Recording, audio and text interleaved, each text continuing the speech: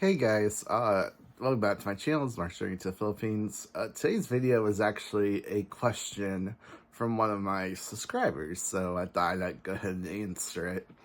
And thank you so much for sending your question, Tom. Tom wrote, Dear Mark, how can I find a Filipina girlfriend in the United States already? And I thought that was an excellent question, and we're going to go over it today.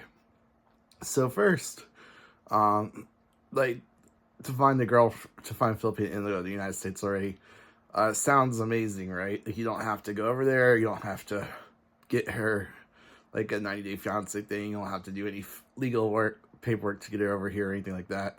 And you don't have to go over there and have all that money and resources tied up and everything. So it sounds pretty great. But there is two like caveats real quick. One, if she got here already, you have to ask how she got here. If she got here from marriage, then that means she's obviously divorced, and that can be a big red flag. Like, if she divorced the guy that brought her over here, that's not good at all. Then second, is she like a native? Like, is she a daughter of immigrant or something? In which case she might be westernized. So that might not be good either. But if she got here herself from work or something, that could be amazing. So if you don't mind the fact that she's working and everything, you just gotta watch out for her coworkers and the influence they might have. But yeah, let's get started. So the first way you can find a Filipina girlfriend over here in the United States is if you're lucky enough to be in one of the cities or states that has a Jollibee in it. So I didn't know this until recently. Apparently, Jollibees are very famous here in the Philippines. Apparently, there's a couple in the United States now. So these locations that they're in are also very Filipino heavily centric demographics, and they're very popular within the Filipino community, obviously. So you can find lots of Filipinos there. A lot of them might be married or immigrants or something, or kids, but you can probably find some single ones too. So that's pretty cool. And I throw this tip out there also. You'll probably don't want to check the South or the West. So stuff like Florida or California or Vegas or Texas. Filipinos just tend to like the South more. After talking to some that have been up north, they think they like the snow. They like the idea of snow. They've never seen the snow.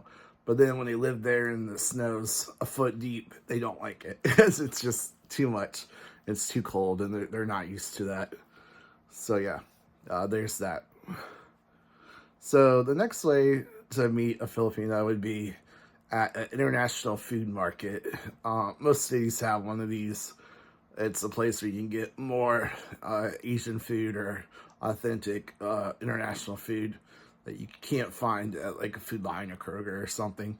And this is a great way to go down the Filipino aisles and maybe try some local dishes, but also a great way to meet people from other countries as well. So unless you're in a very small town, most places will have at least something like that. All right. The third way to meet a Filipino in the United States would be at a Catholic church. So hear me out. Most Filipinos are Catholic. They're Christian, but most of them are Catholic as far as their denomination goes. Now, a lot of them are actually, their theology might be closer to Baptist or something, but if they live in a small town in the province and the only church is a Catholic building, then that's probably where they went. So there is that. But yeah, you can go to a Catholic church, and especially if you find one that's multicultural or whatever, that's always, I found one in my hometown actually. That's just out of curiosity. Yeah, sure enough, several, they're more Chinese based, but they have multicultural and races and stuff.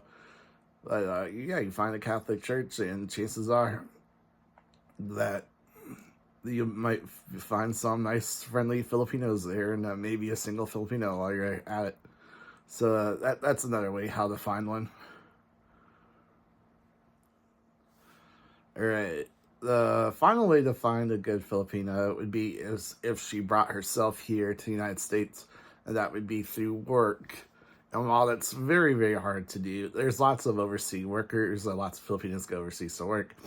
It's very hard, especially in the United States, for them to get here. It's much easier for them to go to some other countries like Dubai and stuff. But just because we have such strict requirements.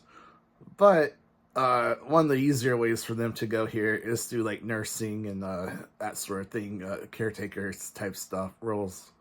So if they're a doctor or nurse, they might be able to get here. And some of the schools, like if you're near a big school, like a college that focuses on medicine, then that could be a good way to do it. For example, I grew up on the East Coast. I lived in Virginia, Maryland, DC, Tennessee, a bunch of different places. But in Virginia, there's two big schools, right? There's Virginia Tech and UVA. And Virginia Tech's more math and architecture, and UVA is more medicine and doctor-based and that sort of thing. It's one of the biggest hospitals in Virginia. People get flown in from smaller hospitals on helicopter, that sort of thing. So, if you want me to get Filipina, because it's a medical school and medical hospital that does training, they're already training students. They have recently, the last couple of years, opened up that program to overseas workers too, and to Filipinos, and especially Filipinos, because they got that great reputation for being such excellent caregivers and stuff, to come over here and get the training to actually be allowed in the country that way. So this is a great way to find like more of a professional, I guess, Filipina, a working girl. Now she might be a little older. She's not gonna be like 18 or something. She might be like 30, 40 or something, but she got here on her own. She's not trying to love scam anyone. She's already here. So not going to fake it for like a K1 visa or anything.